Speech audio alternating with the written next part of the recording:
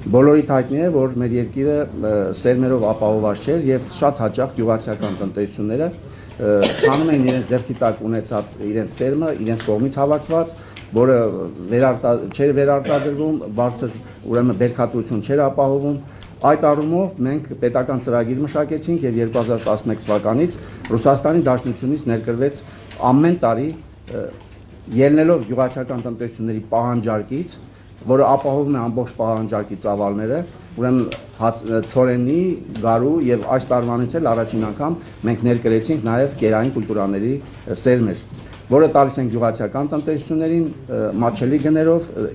երկարատև վճարման պայմաններով։ Դա բերեց նրան, որ այս տարի մենք ունեցանք հացահատիկի աննախադեպ բերք, որը վերջին 10-15 տարիներում ընդհանրապես չէր նկատվել, եւ հացահատիկային կուլտուրաների առումով մենք ունեցանք 20%-ի աճ։ Իսկ հատկապես հացահատիկի ցորենի առումով մեր աճը կազմեց 26%։ Սա աննախադեպ երևույթ էր մեզ համար, որը նաեւ իրեն հետևից բերեց պարենային անվտանգության ապահովման որոշակի խնդիրների լուծում։ Հատկապես ցորենի ուրեմն առումով մենք ունեցանք մոտավորապես 7-8%-ային կետի ապահովություն պարենային անվտանգության առումով։ Հաջորդ խնդիրը դա ուրեմն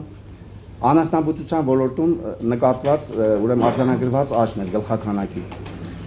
Վերջի տարիներին մենք ունեցել ենք գլխաքանակի նվազում, իսկ այս տարվա 2013 թվականի հունվարի 1-ի վիճակով մենք ունեցանք գլխաքանակի կտրուկ աճ։ Միջինացված թվերով մոտավորապես 10.3%, իսկ տարբեր ուրեմն եւ խոշորի մանր եւ ջրավոր կենդանների եւ խոզերի առումով տարբեր են տոկոսները, միջինացված 10.3%, որ գլխաքանակի աճը բերեց նաեւ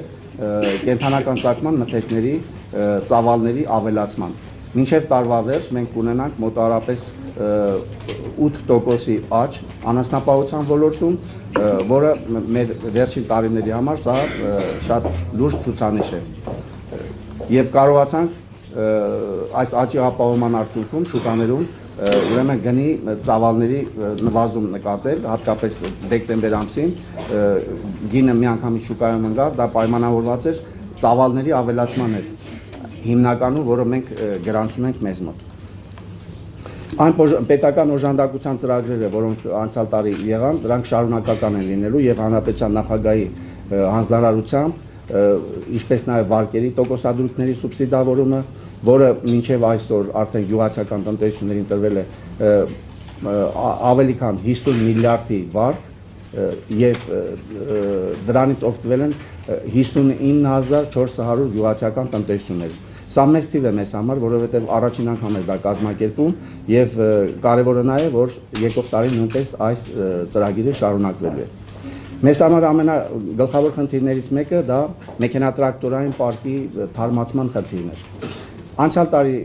մենք կարողացանք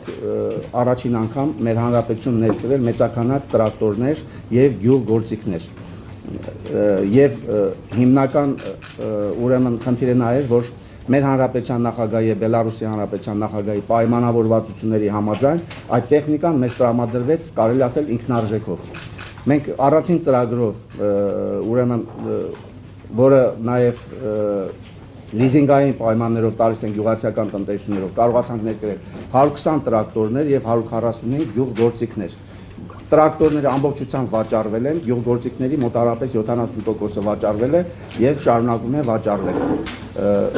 Պայմանները արդեն տեղյակ եք դուք, ես չեմ ուզում պայմաններից խոսել, մենք տալիս ենք ինչպես կանխիկ վճարով, այնպես էլ ուրեմն լիզինգային եղանակով 5-6 տարվա ժամկետներով, ցածր տոկոսադրույքով, 9% տոկոսադրույքով, հայկական դրամով։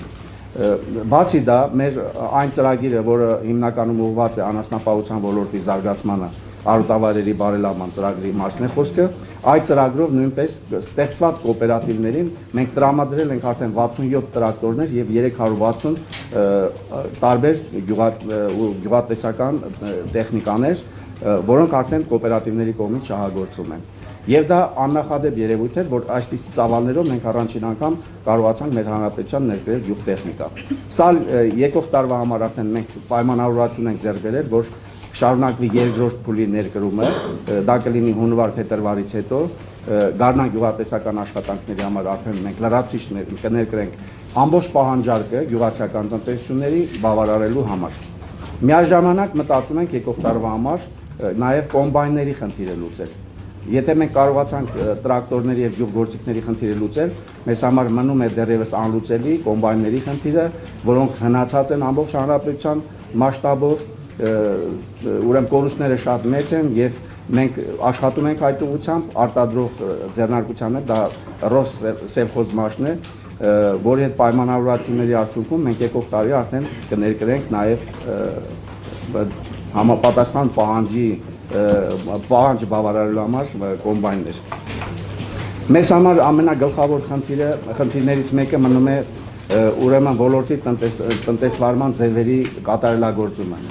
Այսինքն մենք արդեն դրա մասին շատ ենք խոսել եւ ես միշտ ասել եմ, որ մեր գյուղատնտեսության ապագան ես կապում եմ ուրեմն տնտեսավարողների միավորման, կոոպերացիաների ստեղծման, տնտեսավարման ձևերի մի խոսքով կատարելագործման հետ։ Եվ անցյալ տարվանից սկսած մենք արդեն այդ խնդիրը մեր առջև դրել ենք, այս տարի արդեն դա մեզ համար լինելու է գերակա եւ մենք արդեն հանրապետությունում ստեղծել ենք այս տարի արդեն 67 կոոպերատիվներ, որոնք շատ հաջողությամբ աշխատում են եւ իրենք գոհ են իրենց ձեռքբերումներից եւ արդյունքներից, աշխատանքի արդյունքներից, որովհետեւ